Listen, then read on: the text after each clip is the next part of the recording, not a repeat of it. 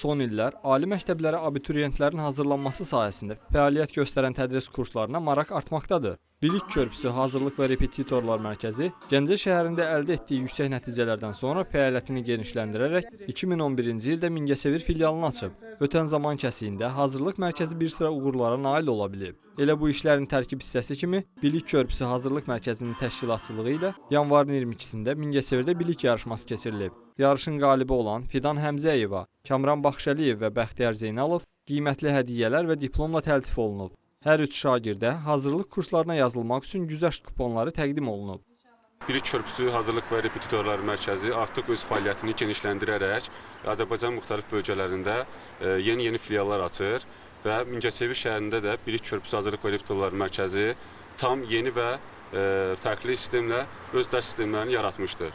Bununla da bağlı Bilik Körpüsü Hazırlıq və Repetitorlar Mərkəzi Qərb bölgəsində öz liderliyini qorumaqdadır. Qeyd edək ki, Mingəçevir şəhəri Müslüm Maqamayev 77 ünvanında yerləşən mərkəzdə dərslər müasir təlim texnologiyalarını tam mənimsəyən ixtisaslı müəllimlər tərəfindən keçirilir. Elgiz Mahmudov, Ramin Ələsgərov, LTV Mingəçevir.